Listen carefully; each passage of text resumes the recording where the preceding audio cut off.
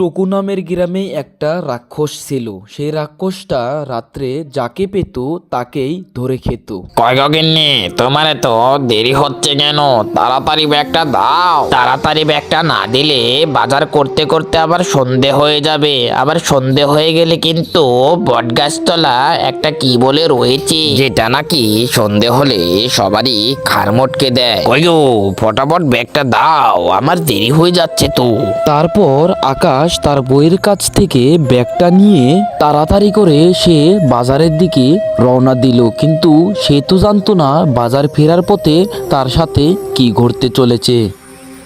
না, বাজারটা থই থই করে খুঁজলাম, কিন্তু কমলার পছন্দের মতো তো ইলিশ মাছটা পেলাম না। যাই একটু বাজারের ভেতরটা দিকে দেখি, কমলার পছন্দের মতো ইলিশ মাছটা যদি পাওয়া যায়।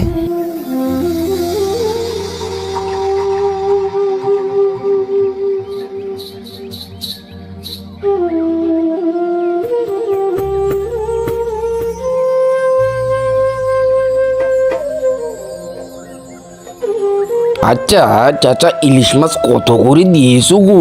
বাবা, ইলিশ মাছের দাম তো বেড়ে গেছে, কিন্তু বর্তমান 150 টাকা করে বিক্রি করছি। তাহলে চাচা আধা কেজি ইলিশ মাছ দিয়ে দাও, অল্প তাড়াতাড়ি করে দিও, কিন্তু সন্ধে হলে আর এক বিপদ, আমাকে আবার সন্ধে হওয়ার আগে বাজার থেকে বাড়ি ফিরতে হবে। আচ্ছা বাবা, দিচ্ছি। তারপর আকাশ তার বইয়ের মন পছন্দের মতো বাজার নিয়ে বাড়ি ফিরছিল, কিন্তু তার বাড়ি ফিরতে ফিরতেই সেই সন্ধে হয়ে যায়। এই যে দেখো, যেখানে গেলে বাঘের ভয় সেখানেই মৃত্যু হয়। দেখো, আমার বাড়ি ফিরতে ফিরতে তো সন্ধেই হয়ে গেল। এখন বটগাছের তলা দিয়ে কেমন করে যাব? আমার তো ভীষণ ভয় করছে। তারপর যখন আকাশ সেই বটগাছের তলা দিয়ে যাচ্ছিল, তখন সেই রাক্ষসটা আকাশের দিকে এগিয়ে এসে তাকে ঘাড় মটকে দেয়। আকাশের এরকম মৃত্যু হওয়ার খবরটা শুনে গ্রামের লোকেরা আলোচনা বিলোচনা করতে লাগলো।